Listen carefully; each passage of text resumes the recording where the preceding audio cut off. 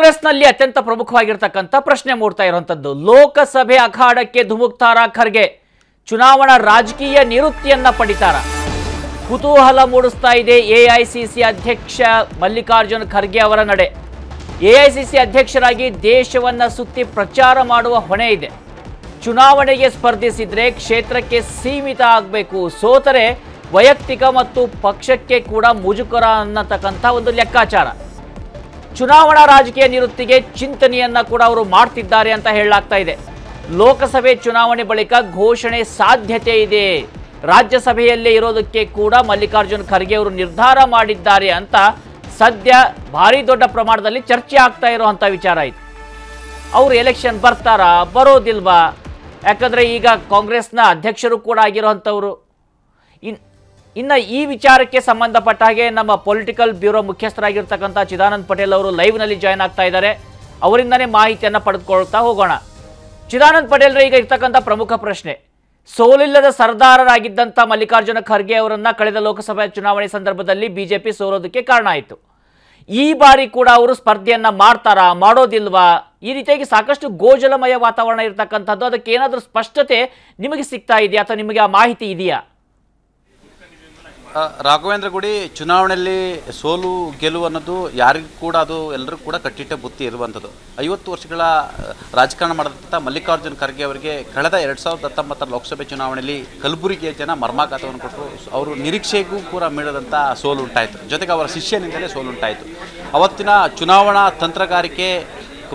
ಮಲ್ಲಿಕಾರ್ಜುನ್ ಖರ್ಗೆ ಅವರನ್ನ ಸೋಲಲಿಕ್ಕೆ ಕಾರಣವೂ ಕೂಡ ಆಯಿತು ಇದೀಗ ಬದಲಾದ ಪರಿಸ್ಥಿತಿಯಲ್ಲಿ ಮಲ್ಲಿಕಾರ್ಜುನ್ ಖರ್ಗೆ ಅವರು ಎಐಸಿಸಿ ಅಧ್ಯಕ್ಷರು ಕೂಡ ಹೌದು ರಾಜ್ಯಸಭೆಯ ವಿಪಕ್ಷ ನಾಯಕರು ಕೂಡ ಹೌದು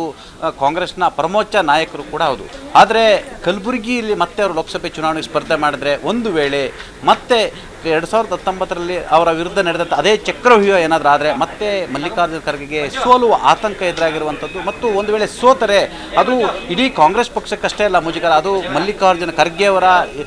ರಾಜಕೀಯ ಪುಟಗಳು ಕೂಡ ಅದು ಕಪ್ಪು ಚುಕ್ಕಿ ಆಗುವಂಥದ್ದು ಇದು ಒಂದು ಭಾಗ ಮತ್ತೊಂದು ಕಡೆ ಮಲ್ಲಿಕಾರ್ಜುನ್ ಖರ್ಗೆ ಅವರು ಎಐಸಿಸಿ ಅಧ್ಯಕ್ಷ ಆಗಿದ್ದರಿಂದ ಇಡೀ ದೇಶಾದ್ಯಂತ ಚುನಾವಣಾ ಪ್ರಚಾರವನ್ನು ಮಾಡಬೇಕಾಗಿದೆ ಅದು ಅತಿ ಹೆಚ್ಚು ಜವಾಬ್ದಾರಿ ಆದರೆ ಅವರು ಕಲಬುರಗಿಗಾದರೆ ಕಲಬುರಗಿಯಲ್ಲಿ ಹಲವಾರು ದಿನಗಳನ್ನು ಅವರು ಕಳಿಬೇಕಾಗುತ್ತೆ ಒಂದಷ್ಟು ಕಟ್ಟಿ ಹಾಕಿದಂತ ಕೂಡ ಆಗುತ್ತೆ ಕ್ಷೇತ್ರದಲ್ಲಿ ಕಳೆಯುವಂಥ ಅನಿವಾರ್ಯತೆ ಕೂಡ ಎದುರಾಗುತ್ತೆ ಹಾಗಾಗಿ ಮಲ್ಲಿಕಾರ್ಜುನ್ ಖರ್ಗೆ ಅವರು ಕಲಬುರಗಿಗೆ ತಮ್ಮ ಹಳ್ಳಿಯ ರಾಧಾಕೃಷ್ಣ ದೊಡ್ಡಮನಿಯವರ ಹೆಸರನ್ನು ಶಿಫಾರಸು ಮಾಡೋ ಸಾಧ್ಯತೆ ಇದೆ ಅಂತ ಹೇಳಲಾಗ್ತದೆ ಆ ಮುಖಾಂತರ ಅವರು ಈ ಲೋಕಸಭೆ ಚುನಾವಣೆಗೆ ಸ್ಪರ್ಧೆಯನ್ನು ಮಾಡ್ತಿಲ್ಲ ಸ್ಪರ್ಧೆ ಮಾಡಿ ಗೆದ್ದರೆ ಓಕೆ ಸೋತರೆ ಮುಖಭಂಗ ಅನ್ನೋ ಕಾರಣಕ್ಕಾಗಿ ಮಲ್ಲಿಕಾರ್ಜುನ್ ಖರ್ಗೆ ಅವರು ಈ ಲೋಕಸಭೆ ಚುನಾವಣೆ ಮುಗಿದ ಬಳಿಕ ಅವರು ಚುನಾವಣಾ ರಾಜಕೀಯದಿಂದ ದೂರ ಸರಿಲಿದ್ದಾರೆ ಅಂತ ಹೇಳಲಾಗ್ತಿದೆ ಆದರೆ ಸಕ್ರಿಯ ರಾಜಕಾರಣದಲ್ಲಿರ್ತಾರೆ ಚುನಾವಣಾ ರಾಜಕೀಯದಿಂದ ದೂರ ಸರಿತಾರೆ ರಾಜ್ಯಸಭೆ ಚುನಾವಣೆಗಳು ಮತ್ತು ರಾಜ್ಯಸಭೆ ಸ್ಥಾನಗಳಿರ್ತಾರೆ ಅಂತ ಹೇಳಲಾಗ್ತದೆ ಆ ಮುಖಾಂತರ ವಯಸ್ಸು ಕೂಡ ಅವರಿಗೆ 83 ಆಗಿರುವಂಥದ್ದು ನಂತರ ಬರ್ತಕ್ಕಂಥ 5 ವರ್ಷದ ಚುನಾವಣೆಯಲ್ಲಿ ಕೂಡ ಅವರಿಗೆ ವಯಸ್ಸು 88 ಆಗುವಂಥದ್ದು ಹಾಗಾಗಿ ಆರೋಗ್ಯ ಮತ್ತು ವಯಸ್ಸು ಎರಡೂ ಕೂಡ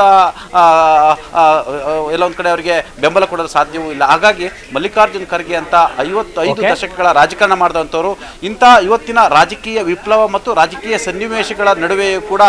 ತಾನು ಸೋಲಿಲ್ಲದ ಸರ್ದಾರ ಅಂದರೂ ಕೂಡ ಸೋಲಬೇಕಾದಂಥ ಅನಿವಾರ್ಯತೆಯನ್ನು ಒಪ್ಪಿಕೊಳ್ಳುವಂಥ ಸ್ಥಿತಿ ನಿರ್ಮಾಣ ಆಗಿರುವಂಥದ್ದು ವಿಪರ್ಯಾಸವೇ ಸರಿ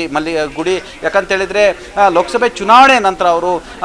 ಚುನಾವಣಾ ರಾಜಕೀಯಕ್ಕೆ ಗುಡ್ ಬೈ ಹೇಳಿದ್ದಾರೆ ಅಂತ ಹೇಳಲಾಗ್ತದೆ ಆದರೂ ಕೂಡ ಅವರ ಒಂದು ವೇಳೆ ಗುಡ್ ಬೈ ಹೇಳಿದ್ರು ಕೂಡ ಅದು ಒಳ್ಳೆ ನಿರ್ಧಾರ ಯಾಕಂತ ಹೇಳಿದ್ರೆ ರಾಜಕಾರಣಿಗಳು 83, 88, 90 ಆದರೂ ಕೂಡ ಚುನಾವಣೆ ನಿಲ್ಲದಿಂದ ಯುವ ರಾಜಕಾರಣಿಗಳಿಗೆ ಅವಕಾಶಗಳು ಸಿಗಲ್ಲ ಯುವಕರು ಬೆಳಲಿಕ್ಕೂ ಕೂಡ ಅವಕಾಶಗಳು ಸಿಗಲ್ಲ ಆ ಮುಖಾಂತರ ಒಂದು ವೇಳೆ ಅವರು ನಿವೃತ್ತಿಯ ಘೋಷಣೆಯನ್ನು ಮಾಡಿದ್ರು ಕೂಡ ಇದು ಸ್ವಾಗತಾರ್ಹ ನಿರ್ಧಾರ ಅನ್ನೋ ಒಂದು ಮಾತು ಕೂಡ ಕೇಳಿ ಬರ್ತಿರುವಂಥದ್ದು ಗುಡಿ ಧನ್ಯವಾದಗಳು ಚಿದಾನಂದ್ ಪಟೇಲ್ ನಿಮ್ಮ ಎಲ್ಲ ಮಾಹಿತಿಗೆ ಕನ್ನಡಿಗರ ಮೆಚ್ಚಿನ ನಿಮ್ಮ ನ್ಯೂಸ್ 18 ಕನ್ನಡ ಈಗ ವಾಟ್ಸ್ಆಪ್ನಲ್ಲಿಯೂ ಲಭ್ಯ ಕರ್ನಾಟಕ ಮತ್ತು ದೇಶ ವಿದೇಶದ 360 ಡಿಗ್ರಿ ಸುದ್ದಿ ವಿವರವನ್ನ ನೀವು ನಿಮ್ಮ ಕೈ ಬೆರಳುಗಳಲ್ಲಿಯೇ ಪಡೆಯೋದಿಕ್ಕೆ ಈ QR ಕೋಡ್ ಅನ್ನು ಸ್ಕ್ಯಾನ್ ಮಾಡಿ ನಮ್ಮ ಚಾನೆಲ್ ಅನ್ನು ಫಾಲೋ ಮಾಡಿ ನೋಟಿಫಿಕೇಶನ್ ಆನ್ ಮಾಡಿ